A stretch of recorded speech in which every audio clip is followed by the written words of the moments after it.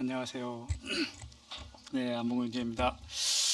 예, 1년이 넘었는데 신입생 자기 소개를 하네요. 이렇게. 예, 그 1년이 지났는데도 저희 이제 1년이 빨리 지나가죠. 벌써 이제 봄이 다 된 것 같아요. 그래서 날씨도 이렇게 많이 풀리고 그런 것 같습니다. 그래서 드디어 이제 저희가 고린도전서 하고 계시록 말씀 끝나고 오늘부터는 이제 바울의 삶과 사역이란 그 교재를 가지고 이렇게 저희가 청년부에 교재를 하기로 이제 오늘부터 시작되는 날입니다. 그래서 오늘은 어떻게 보면 그 일과 바울의 성장 배경과 초기의 삶에 대해서 일과를 처음 들어가는 삶인데요. 그래서 오늘부터 이제 바울의 어떤 삶과 하나님이 함께했던 바울의 어떤 사역에 대해서 이 과정이 16과 과정입니다. 그래서 16과 과정을 통해서 배우게 됩니다. 그래서 우리가 어떤 성경 인물이나 어떤 위인들의 어떤 생애를 살펴보는 이유가 그들의 삶을 본받을 만한 어떤 것이 있기 때문에 우리가 그런 위인들의 생애를 살펴보는 것 같아요. 그래서 근데 이제 신약교회 시대에 가장 어떻게 보면 중요한 역할을 했던 제자 중 사도 중에 한 명이 바울 사도가 아닌가 생각이 됩니다. 그래서 바울 사도도 이제 고린도전서 우리가 묵상하면서 나를 본받으라 이렇게 말씀하고 있지 않습니까? 그만큼 바울 사도의 생애를 통해서 우리가 배울 점이 많이 있다는 생각이 됩니다. 그래서 앞으로 이제 이 16과 과정을 통해서 어떤 차근차근히 바울의 삶을 또 사역을 통해서 우리가 많은 것들을 좀 배워갔으면 하는 마음이 있습니다. 오늘은 그래서 사실 바울의 어떤 성장 과정 배경이에요. 그래서 어떻게 보면 조금 이제 주님을 만나기 전에 바울이 이제 회심하기 전에 그리스도를 알기 전에 어떤 모습까지를 보는 게 이제 오늘 일과의 과정입니다. 그래서 그가 이제 사실 성경에는 그가 전에 어떤 인물이었던지 이걸 잘 기록하지 않는 게 보통인데 바울 어떤 생애를 보면서 이 말씀을 보니까 그가 어떤 삶을 살았고 어떻게 자랐는지 어떤 자라온 배경들이 성경 말씀에 곳곳이 이렇게 나와 있는 모습을 좀 보게 됩니다. 그래서 이것은 단지 바울이 어떤 삶을 살았고 어떤 그리스도를 믿기 전에 어떠한 사람인가 어떤 그런 정보만 아는 것이 아니라 어떤 의미가 있다고 생각이 됩니다. 먼저 이제 빌립보서 3장 이 일과의 어떤 핵심 구절로 빌립보서 3장 5절부터 6절 말씀을 이렇게 얘기하고 있는데요. 그래서 한번 빌립보서 3장 5절부터 6절까지 함께 한번 읽어보도록 하겠습니다. 이렇게 찾으셨죠? 같이 함께 읽겠습니다. 시작. 나는 8일 만에 할례를 받고 이스라엘 족속이요 베냐민 지파요 히브리인 중에 히브리인이요 율법으로는 바리새인이요 열심으로는 교회를 박해하고 율법의 의로는 흠이 없는 자라 이렇게 말씀하고 있습니다. 이 구원 주님을 만나기 전에 어떤 바울 사도가 어떠한 사람이 있는가를 이 짧은 구절에서 이 구절 외에도 여러 구절에서 이렇게 나오는데요. 전통 어떤 유대인 중에 유대인, 히브리인 중에 히브리인이라고 이렇게 말씀하고 있습니다. 그리고 특별히 그는 이제 베냐민 지파였고 이름은 여기서 지금은 바울이란 이름을 쓰고 있지만 그 전의 이름은 히브리 이름으로는 사울이란 이름으로 불러졌습니다. 그래서 이제 사울로 표현하다가 사도행전에서 사울로 표현하다가 이제 다시 바울로 이제 이름이 이렇게 불려지는 과정들이 중간 과정들이 있습니다. 아무튼 그는 왜 히브리인 중에 히브리인이었다 이렇게 말하고 있냐면 그 전통 유대 출신 유대인의 어떤 출신이라는 것을 강조하기 위해서 그렇게 말씀하고 있습니다. 특별히 베냐민 지파는 유다 지파와 함께 남유다에 속한 어떤 남유다의 왕국을 이뤘던 그 지파입니다. 그래서 베냐민 지파를 통해서 어떻게 보면 누가 생각납니까? 사울 할 때 사울 왕이었던 초대 왕을 우리가 좀 생각할 수 있을 것 같아요. 그래서 바울은 자기의 출생에 대해서 이 사마리아인과 같지 않고 유대인 중에 유대인이었고 정말 베냐민 지파의 율법으로는 바리새인, 가장 어떻게 보면 철저하게 율법과 말씀을 지켰던 그런 바리새파 사람이라고 이렇게 말씀하고 있습니다. 또 다른 본문에 보면 그는 어떤 사람이냐면 가말리엘 문화에서 율법의 엄한 랍비의 교육을 받았던 사람입니다. 그래서 그가 어떤 자격 면에서도 정말 바리새인 중에 바리새인이요, 또 그 가말리엘 문화에서 철저하게 율법을 배워서 오늘 어떻게 보면 최고의 명문의 어떤 대학에 다니는 그런 사람과 동일하다는 생각이 듭니다. 그래서 율법의 어떤 랍비의 교육을 받았던 그러한 신분을 가졌던 그러한 어떤 지식을 가졌던 바울이라고 소개하고 있습니다. 그리고 또 그가 어느 출신 사람이냐고 이렇게 다른 본문에 보면요, 그가 소아시아 다소 출생의 사람이라고 말씀하면서 뭐라고 얘기했냐면 소도시가 아니다, 소읍이 아니다, 큰 도시 사람이라고 이렇게 소개하고 있습니다. 그는 단지 시골에 있는 어떤 작은 마을에서 태어난 사람이 아니라 도시 사람으로서 도시 남자였던 사람이라고 얘기하고 있고, 또 특별히 또 그는 로마 시민권을 가졌던 태어날 때부터 로마 시민권을 가졌던 그런 사람이었습니다. 그가 히브리인인데 어떻게 로마 시민권을 가질 수 있었겠습니까? 그는 추측해 보건대 굉장한 어떤 역할을 했지 않았을까? 그 부모가 어떤 그 로마 어떤 나라에 큰 역할을 했지 않았나는 생각이 듭니다. 특별한 어떤 역할을 했던 그런 사람들에게 로마 시민권을 주어졌던 것들 생각해 보면 그가 유력한 가문의 어떤에서 태어났던 또 그 출생도, 그 신분도, 그의 어떤 능력도 그렇게 탁월한 바울이었던 사실들을 우리가 이 본문을 통해서 짧게 이렇게 볼 수 있습니다. 그래서 스스로 있던 자부심도 대단했고, 또 고린도 후서 11장, 12장 그쪽 가면 내가 자랑할 것이 너무 많다. 육체에 자랑할 것이 있다면 나는 더욱더 다른 사람들에게 내세울 것, 자랑할 것이 많다. 부족함이 없었고 미래에 촉망되었던 그런 사람이 바울이었어요. 참 어떻게 보면 최고의 어떤 위치에 최고를 달렸던 그런 사람이 바울이었다고 이렇게 말씀하고 있습니다. 근데 그가 자기의 어떤 그 유익되던 것, 모든 것들을 내려놓고 자기의 출신, 자기의 신분, 자기의 어떤 자격, 조건 이런 것들을 다 내려놓고 주님을 따랐다는 그 사실은 그 시대, 그 배경에서는 유대인들은 그리스도인들을 정말 진멸하려고 했던 그런 시대에 그가 또 스스로 그 그리스도인들을 잡아서 감옥에 넣었던 그 역할을 했던 그가 180도 바뀌어서 주님을 따르는 사람이 되었다는 것은 그 시대에 아마 굉장한 빅 뉴스거리가 아니었을까라는 생각이 듭니다.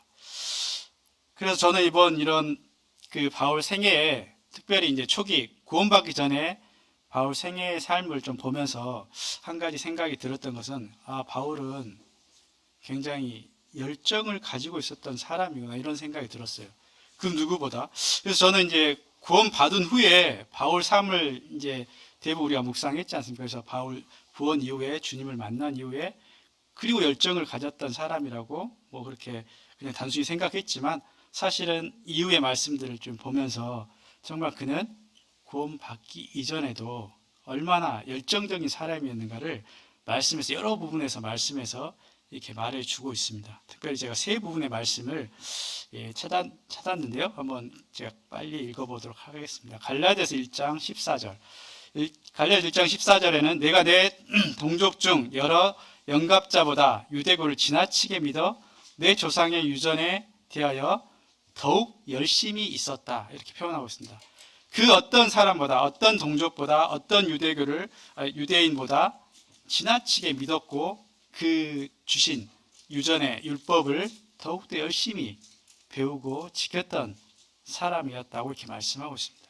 사도행전 22장 3절에는 나는 유대인이요 갈릴리아 다소에서 났고 이 성에서 자라 가말리알 문화에서 우리 조상들의 율법에 엄한 교훈을 받았고 오늘 너희 모든 사람처럼 하나님께 대하여 열심하는 자라 이렇게 말씀하고 있거든요. 그러니까 아까 그가 자라났던 배경들 우리가 보면서 굉장한 열심을 가지고 배웠던, 그리고 그뿐만 아니라 그의 삶도 배운 만큼 배움으로 끝난 게 아니라 그 삶도 주님께 열심히 드렸던 바울 사도임을 이렇게 보게 됩니다.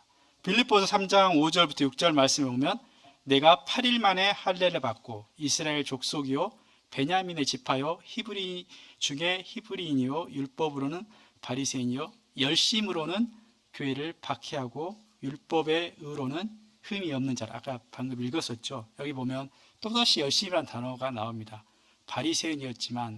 바리새인이었고 열심히 있었기 때문에 그만큼 교회를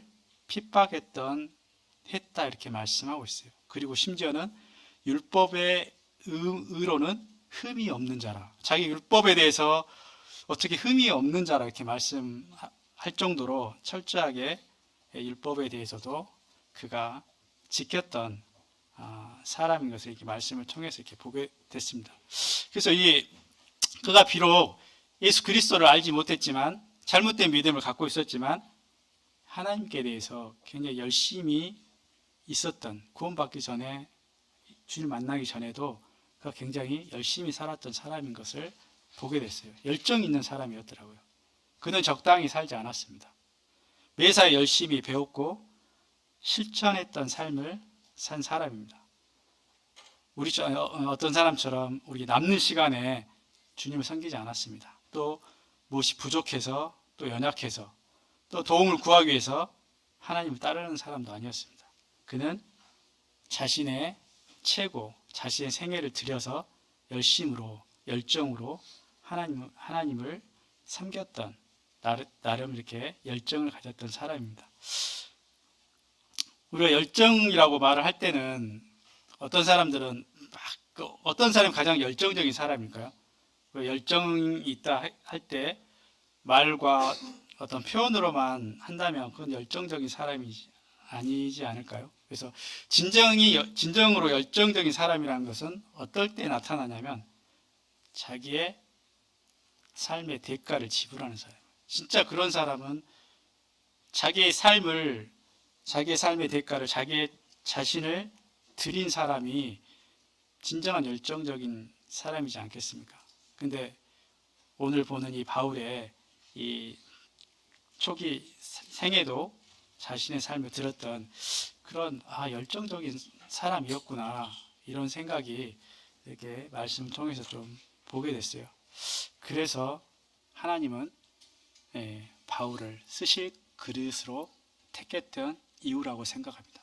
그가 비록 예수 그리스도에 대해서 핍박하고 예수 그리스도에 대한 믿음이 없었지만 하나님에 대해서는 믿기 전에도 굉장한 열정을 가지고 살았던 청년이었던 것을 이렇게 보게 됩니다.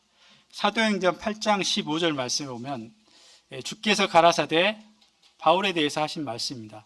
이 사람은 내 이름을 이방인과 임금들과 이스라엘 자손들 앞에서 전하기 위하여 택한 나의 그릇이다. 이 말씀은 이미 그가 회심하기 전에였던 말씀이거든요. 회심하기 전에 그를 주님이 택했다. 이미 내가 택한 그릇이다. 이방 민족에게 복음을 전하기 위해서 택한 나의 그릇이라고 말하고 있습니다. 바울이 하나님의 부르심에 부르셨을 때 자신을 헌신된 삶으로 주님이 이렇게 만났을 때 자신을 온전히 헌신된 삶으로 드렸던 것이 그때 갑자기 되어진 것이 아님을 알 수 있습니다.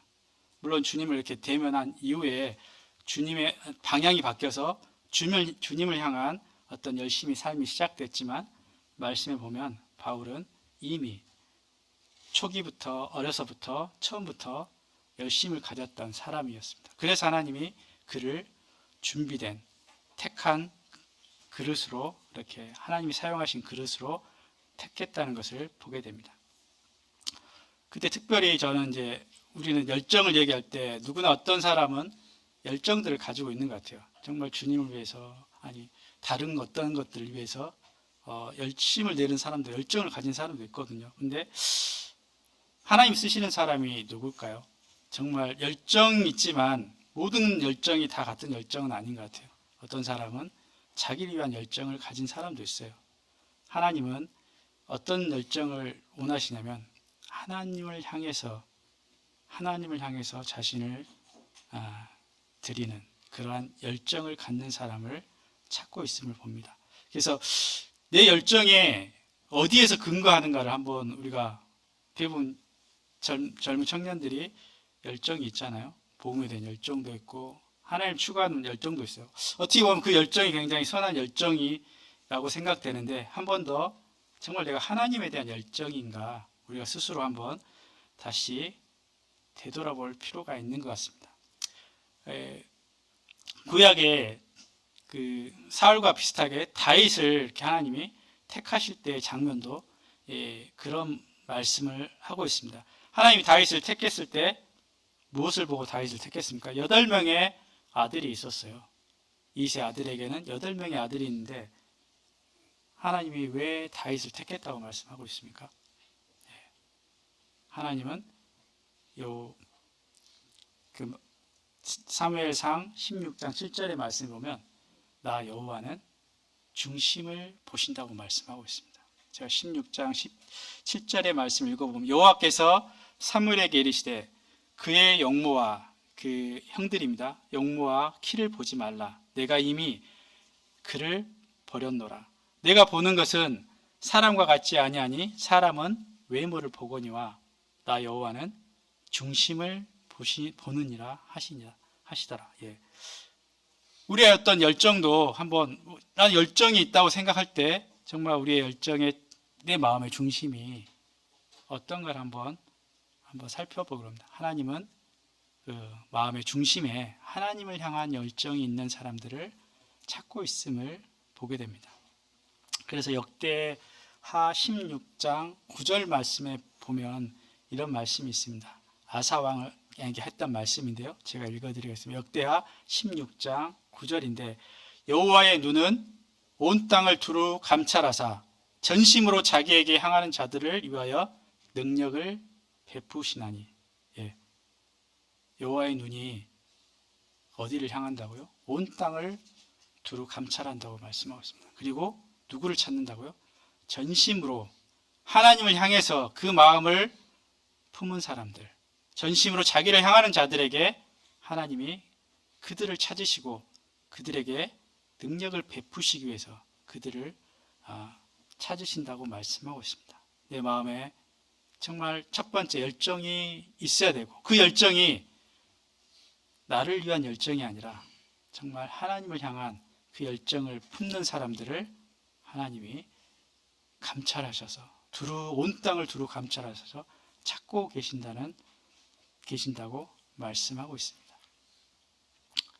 정말 우리도 바울 사도처럼 살고 싶은 어떤 그 소망이 있지 않습니까? 정말 바울 사도처럼 주님의 택하심을 받아서 우리도 바울처럼 살고 싶은 어떤 소원이 있을 것입니다. 정말 그렇다면 바울 사도가 처음부터 주님을 만나기 전부터 그 생애가, 그의 삶이 주님을 향해서 열정을 가졌던 것처럼 우리의 삶이 어떤 주님을 향해서, 우리의 마음의 중심이 주님을 향해서 구할 때, 나아가게 될 때 주님이 때 우리를 부르시고 우리를 합당한 그릇으로 사용하실 거라는 그런 확신이 있습니다. 그래서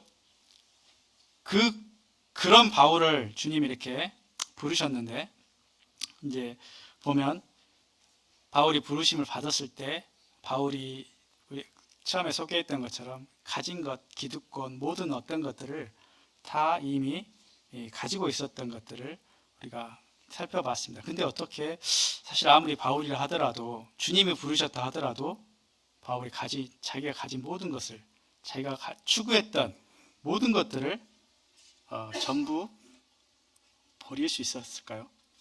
오늘 빌립보서 3장 말씀에 4절부터 쭉 이하에 보시면 그렇게 말씀하고 있습니다.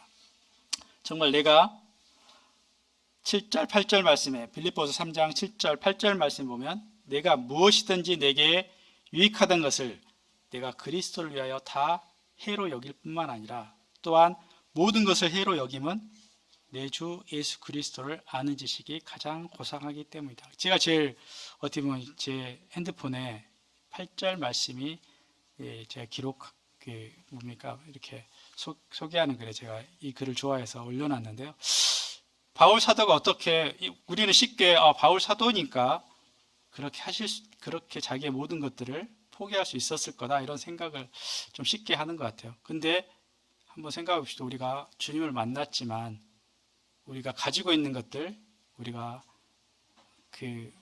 누리고 있는 것들을 쉽게 다 포기하기 어려운 사람들이 오히려 더 많은 것 같습니다. 근데 어떻게 바울이라고 해서 그렇게 쉽게 됐을까요? 저는 그렇진 않을 것 같아요. 바울도 어떻게 표현하거든요. 바울도 엘리야도 우리와 같은 성정이 같은 사람이다. 똑같은 인간이었다고 이렇게 말씀하고 있습니다. 근데 어떻게 바울 사도는 그런 삶을 자기의 이전 삶을 다 쉽게 모든 것을 내려놓고 이렇게 주님을 쫓을 수 있었을까요? 그거는 이 빌립보서의 말씀도 있었지만 저는 바울이 주님을 만났을 때를 한번 생각해 보게 됩니다. 바울이 주님을 만났을 때 어떤 마음이 들었겠습니까?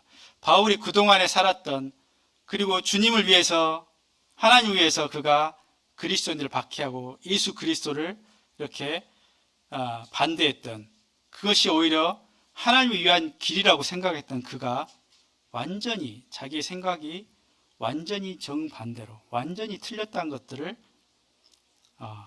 알게 됐을 때 아마 바울은 180도 이렇게 자기 생각이 틀렸다는 것을 인정하게 됐던 것 같아요. 내가 추구했던 삶, 내가 그렇게 열정으로 정말 그리스도를 잡아서 감옥에 가둘 정도로 그런 열정을 가지고 그것도 주님을 위해서 하지 않았겠습니까? 하나님 위해서 하지 않았겠습니까?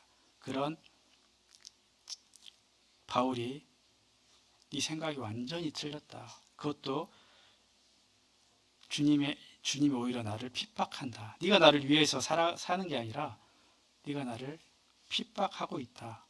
이 소리를 들었을 때 그동안에 가지고 있던 그동안 행했던 그 모든 것들이 완전히 잘못됐을 정도가 아니라 정반대되는 하나님이 원하시는 삶과 정반대되는 삶을 살았던 것을 이렇게 아마 알게 됐을 때 바울 사도의 머리가 한 대 맞았던 뒤에서 맞았던 그런 느낌을 받았을 거라는 생각이 됩니다.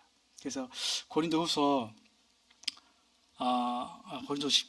그 말씀 보기 전에 사실 우리도 동일하게 우리의 생각이 완전히 하나님 앞에 틀렸다는 것.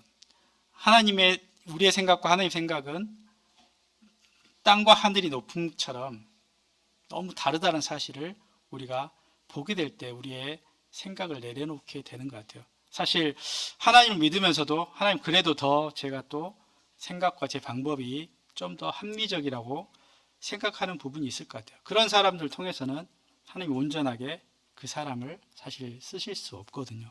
심지어는 우리가 구약에 많은 그런 예를 보지 않습니까? 심지어 가장 큰 대표적으로 예로 아브라함도 믿음의 조상이었던 아브라함도 그 이삭의 자녀를 기다리기 전에 하갈을 통해서 이스마엘을 얻게 되는 그게 굉장히 인간적이고 합리적이라고 생각했지만 오히려 그걸 통해서 하나님이 그 믿음이 없음을 보게 하시고 아브라함과 사라가 정말 이제 자녀를 낳을 수 없을 그런 때까지 기다리게 하셔서 믿음의 자손인 이삭을 얻게 되는 과정들을 보게 됩니다. 우리가 내 생각이 주님보다 좀 옳다고 생각하는 경우가 많은 것 같아요. 내 방법이 주님 이게 좀 더 맞지 않나요? 이렇게 생각할 수도 있을 것 같아요. 근데 우리의 생각이 정말 내려지고 우리의 생각보다 우리의 방법보다 하나님이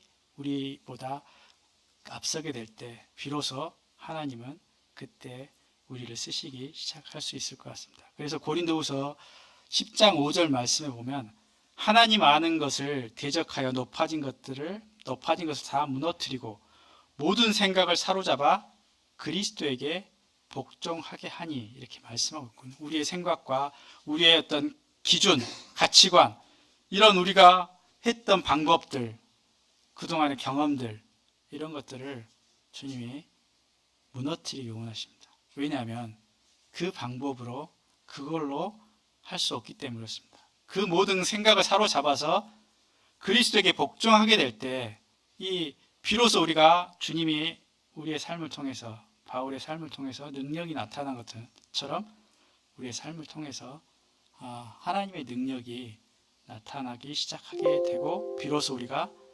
하나님께 쓰임을 받기 시작하기 때문에 그렇습니다. 다시 빌립보서 3장 오늘 요절 말씀인 빌립보서 3장 말씀으로 돌아와서 잠깐 나누고 이렇게 마치도록 하겠습니다. 3장 3절부터 6절까지는 아까 읽었던 말씀인데 바울 사도가 정말 어떠한 사람이었는가를 소개하고 있습니다. 그는 열심으로 교회를 박해하고 율법으로는 흠이 없는 자라 이렇게 말씀하고 있습니다. 그렇지만 그가 가지고 있던 그 지식, 그가 가지고 있던 그 위치, 노력, 열정 이런 것들이 아무것도 아님을 오히려 아무것도 아닌 게 아니라 다 해로 여겼다고 말씀하고 있거든요. 우리는 우리 것 이런 것들을 포기하기가 아까울 때가 있는 것 같아요. 정말 포기하기 아깝고 내가 이렇게까지 포기해야 돼? 이런 생각이 들 수도 있을 것 같아요. 근데 바울 사도의 표현은 뭐냐면 내가 유익하다고 생각했던 것들 이것들이 다 버리기 아까운 게 아니라 뭐라고 말씀하고 있습니까? 해롭다. 해로 여긴다고 말씀하고 있거든요. 그리고 모든 것을 해로 여김은 심지어는 8절 말씀 후반부에 보면 배설물로 여긴다고 말씀하고 있어요. 내가 가지고 있는 그 지식, 내가 가지고 있는 그런 하나님 알기 전에 하나님 아닌 다른 것들이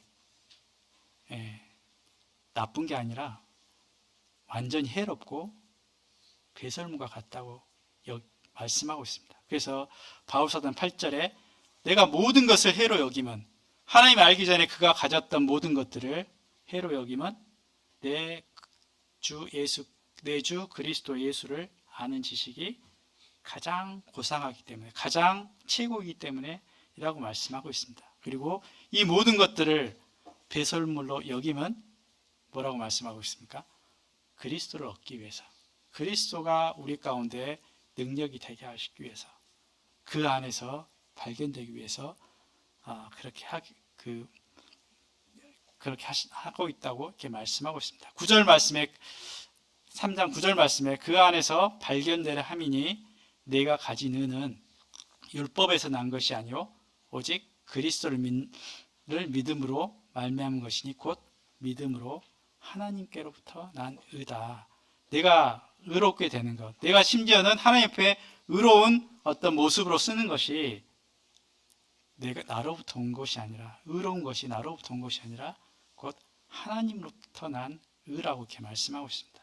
또 한 가지 이유는 바울이 그런 모든 것들을 해로 여기고 버릴 수 있었던 또 한 가지 이유는 10절 말씀에 내가 그리스도와 그 부활의 권능과 그 고난에 참여함을 알고자 하여 그의 죽으심을 본받아 어떻게 해서든지 죽은 자 가운데 부활에 이르려 하노라. 부활 소망에 대한 분명한 부활의 능력에 대해서 부활의 소망에 대해서 바울 사도는 추구하고 있었기 때문에 이 땅에 보이는 세계 잠깐의 어떤 세계가 아니라 정말 영원한 하나님의 부활 이후 영원한 생명에 대해서 소망에 대해서 그가 추구하고 있었기 때문에 그는 이 보이는 세상이 가지고 있었던 것이 정말 아무것도 아니고 아무것도 아닐 뿐만 아니라 해롭고 배설물이다 이렇게 여기게 되었던 것입니다. 우리도 구원의 능력 대신 주님을 얻기 위해서 또 부활의 소망에 따라 부활에 이르려고 달려갔던 이 바울처럼 하나님의 신령한 것과 영원한 것을 얻기 위해서 자신의 모든 것을 하나님께 드린 사람이야말로 진정한 지혜롭고 참 그 위대한 삶을 사는 사람이라고 생각합니다. 저도 이 말씀을 묵상하면서 우리도 바울처럼 우리의 생애도 바울과 동일하게 그리스도를 얻기 위해서, 그리스도가 나의 능력이 되게 하기 위해서, 또 정말 내 삶의 소망이 이 땅의 어떤 소망이 아니라, 보이는 소망이 아니라 부활의 소망이 우리의 소망이 될 때 비로소 우리가 이 하나님을 쫓는 하나님의 바울 사도와 같은 삶을 살 수 있을까라는 생각입니다. 우리도 동일하게 이와 같은 삶을 바울 사도의 삶을 따라서 살아가는 그러한 저희들이 되기를 원하는 마음이 있습니다. 기도하고 마치겠습니다. 주님 감사합니다. 저희가 참